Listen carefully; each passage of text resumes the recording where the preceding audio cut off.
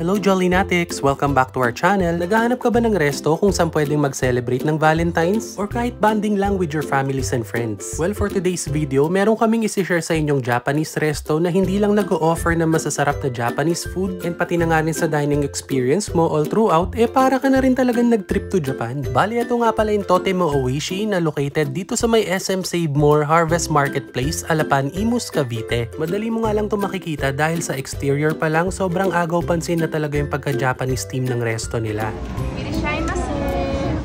At pagpasok mo nga, doon mo na lalong mafe-feel yung pagka-Japanese vibes. Magmula nga sa mga displays, wallpapers, and pati na rin yung way mo ng pag-dine-in dito, parang Japanese talaga eh. And eto naman yung mga menu nila na sobrang dami mong pagpipilian, na sa itsura pa lang talagang matatakam ka. And yung isa pa nga palang cute dito, habang naghihintay ka ng orders mo, pwede ka mag-rent ng kimono costume na pwede mong gamitin for video or pictorial purposes. Tapos pwede ka nga rin pala kumain dito habang naka-kimono costume, para ka na talagang Japanese. And para nga sa amin, talagang naaliw kami dito. At eto na nga yung mga orders namin. Simulan natin dito sa kanilang medium size kani mango salad. Masarap yung mismong dressing, talagang nagko-complement dun sa mango. And isa na yata to sa masarap na kani salad na natikman namin. Eto namang gyoza, isa sa mga best sellers nila. Hindi masyadong makapal yung wrapper, tapos malasa at siksik yung mismong meat feeling. Tapos sabayan mo nung parang red ginger topping, for me mas lalong mag-e-elevate. Ito naman yung kanilang tempura na although medyo makapal yung pagkaka-breading sa kanya, I don't find it bad naman kasi malasa talaga yung mismong breading, tapos lalong sasarap pag sinawsaw mo sa tempura sauce. And talagang nagustuhan nga yan ni Kuya. Ito naman yung kanilang assorted maki na talaga namang spot on lahat ng flavors. And yung pinaka nagustuhan nga namin is yung dynamite roll na merong seafood sa loob, tapos merong crunchy bit dun sa ibabaw.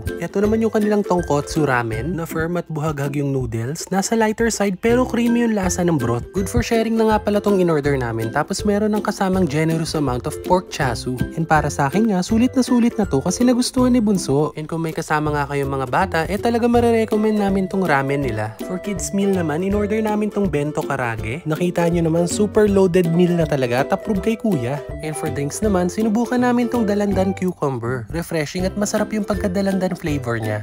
Okay din tong kanilang fizzy red apple, pero para sa akin, more on red tea yung lasa niya, pero masarap. And kung dito ka nga magsa-celebrate ng birthday mo, meron silang pa-surprise birthday greetings.